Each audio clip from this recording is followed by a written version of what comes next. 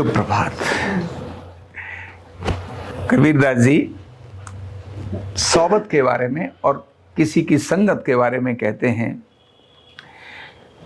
कह कबीर उत्तम प्रकृति क्या करे सकत कुसंग, चंदन विष व्यापत नहीं लपटे रहत भुजंग। इसका अर्थ यह है कि जिन लोगों की उत्तम प्रकृति होती है उनको कुसंगति भी कोई प्रभाव नहीं डालती। जैसे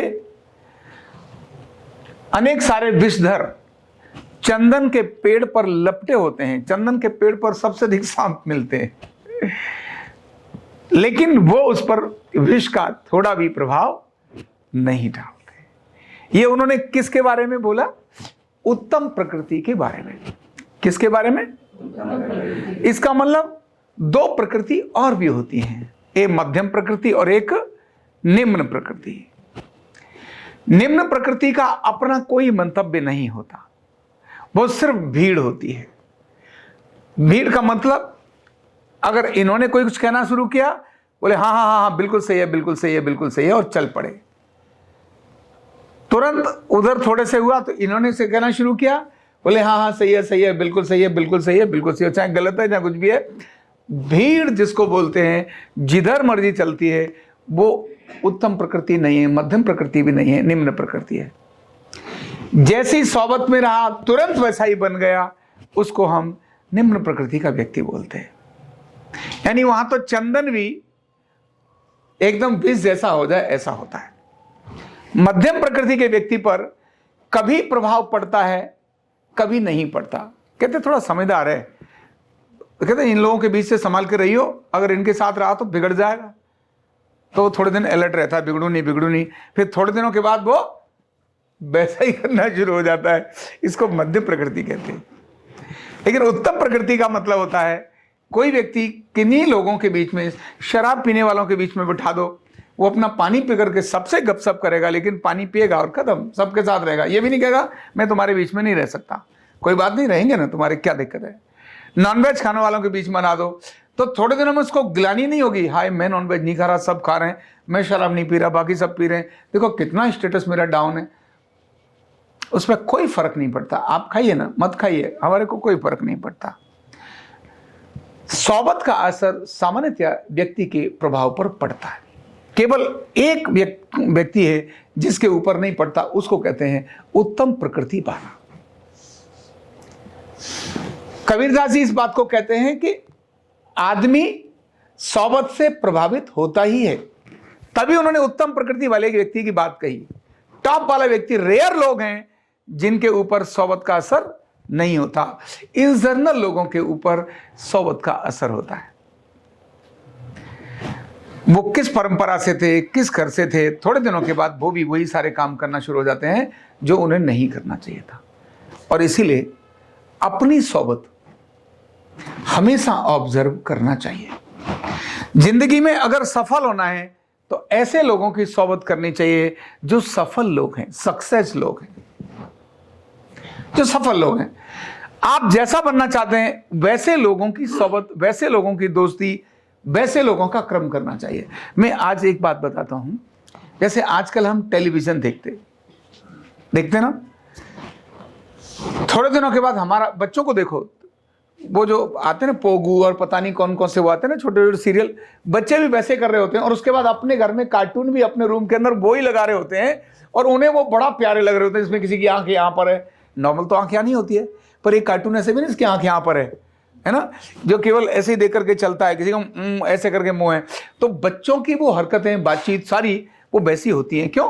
वो जैसा देखते हैं वो राम को नहीं देखते। थोड़े दिनों के लिए हनुमान जी को देखना शुरू हो जाएंगे तो देखो पर ऐसे करेंगे, गदा लेकर आएंगे हनुमान जी, अगर उन्हें हनुमान जी का आ गया, और अगर उन्हें कन्हैया जी को समझ में आ गया तो बंशी लेकर आएंगे, नहीं बज रही है फिर भी बजाएंगे। करते नहीं करते? जो देखते हैं और जो सुनते हैं वही हमारे विचार में जाता है, और जो देखते हैं और जो सुनते हैं और जो विचार में हमारे जाता है, हम वैसा व्यवहार करने लगते हैं, फिर वैसा हम बोलने लगते हैं। गालियां देने के लिए कहीं इंस्टीट्यूट में ट्रेनिंग देने के लिए नहीं भेजना पड़ता। गाली देने के लिए किसी को कुछ गांव तो ऐसे हैं जहां गाली में पीएचडी भी कराई जाती है, सर्टिफिकेट डिप्लोमा तो छोटे कोर्स हैं, डिग्री 5 साल की डिग्री गाली में, उनको मां बहन से लेकर के पता नहीं कहां कहां की सारी एक से गाली। यानी बेटा अपने बाप को बहन की गाली दे रहा है, मां की गाली दे रहा है, तेरी तो मां की ऐसी कर दूं। किसको? अपने बाप को। पैर छू रहा है, नमस्ते कर रहा है, लेकिन जब गुस्सा हो रहा है तो गाली दे रहा है। मतलब इसको मैं बोलता हूं डिप्लोमा नहीं, डिग्री भी नहीं, ये पीएचडी की है गाली में। ये सोबत के आधार पर ऐसा होता है। तो सोबत ये हमें जरूर अपनी ऑब्जर्व करना चाहिए। अगर सफलता करनी है तो हमें ऊपर की तरफ जाना चाहिए और उत्तम प्रकृति में जाने का, परखने का एक क्रम यही है कि आप जहां थे, बाकी लोगों ने गलती की, तुमने भी की क्या?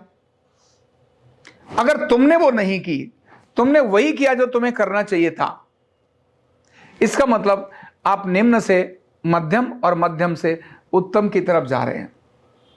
और अगर आपने वही गलती की जो बाकी सब कर रहे हैं, इसका मतलब आप निम्न कोटि के हैं। कौन सी कोटि के हैं? निम्न कोटि। आप उत्तम कोटि के नहीं हैं, जिसके बाद में कबीरदास जी कहते हैं, कहना कह कबीर उत्तम प्रकृति। आप उत्तम प्रकृति के नहीं हैं, आप निम्न प्रकृति के हैं।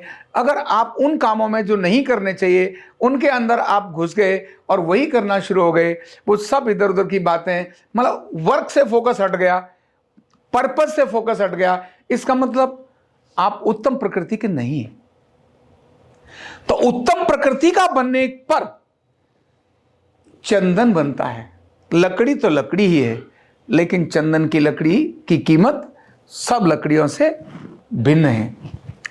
इसीलिए एक कहानी इसमें आती है कि एक राजा ने किसी व्यक्ति से प्रसन्न हो गया था और उसको देख करके लगा वो तो बड़ा गरीब था वो लकड़हारा, लकड़ी का काम करता रहता था। उन्होंने कहा यार ये इधर उधर करता रहता है, एक काम करता हूं, उसने कुछ राजा के साथ उपकार कर दिया था, राजा अपने यहाँ ले आया उसको। राजा का एक बहुत बढ़िया चंदन का बन था, तो उसने अपना वो कहा कि भाई क्या दूं इसको, मैं इसको कुछ भी दूंगा तो समझ नहीं आएगी। तो उसने कहा ठीक है चलो तुमको मैं ये वो कहता ये देखो बहुत बड़ा बगीचा है, इसका तुमको मैं मालिक बना देता हूं। लगा बाकी लकड़ी बेचता है, 2 पैसे 3 पैसे लाता होगा, चंदन की लकड़ी है बहुत अच्छी है, अब इसमें छोटी लकड़ी भी बेचने के लिए जाएगा तो एक छोटी लकड़ी इसको 1000 रुपए की पड़ेगी। तो इसके तो अगर एक दिन में इसने 10-10 हजार रुपए की छोटी छोटी लकड़ी बेची तो मजा आ जाएगा। सर्दी के दिन थे, उसने राजा ने वहां रखा, बहुत बढ़िया, बड़ा खुश अपनी पत्नी बच्चों के साथ। अब सवेरे तापने के लिए अग्नि तापते ना, लकड़ी लाए और तापे, लकड़ी काटे और तापना शुरू हो जाए, सिकाई सीना शुरू हो गया। थोड़े दिनों के बाद राजा वहां घूमने के लिए जाता है, वो देखता है तो मेरा बन तो गायब ही हो गया, चंदन के इतने सारे पेड़ तो सारे खत्म हो गए, क्या करूं? पर क्योंकि उसका एहसान था और ये उसको बहुत प्रेम करता था, इसलिए उनका कहीं इसकी गलती नहीं, इसको समझ नहीं आई। जैसे इसकी सोबत रही है लकड़ियों को जलाना, ये समझ ही नहीं पाया कि मैं चंदन की लकड़ी जला रहा हूं। इसकी सोबत का असर इसके अभ्यास में आ गया है। किस में आ गया है? सोबत का असर अभ्यास में आता है, ध्यान रखना। तो चंदन की लकड़ी को भी बेचने की जगह पर जला देता है, चंदन की लकड़ी को बेचने की जगह पर जला देता है, उपयोग की जगह उसकी कीमत की धुआं कर देता है। और वो उसके कोयले लेकर के जाता था बाजार में, सिकाई करता था, कोयले बेचता था। तो राजा को लगा, बोले एक काम करते, राजा ने अपना वेश बदला और उसके साथ बोले चलो चलेंगे, तुम ये 3-4 लकड़ी ले लो।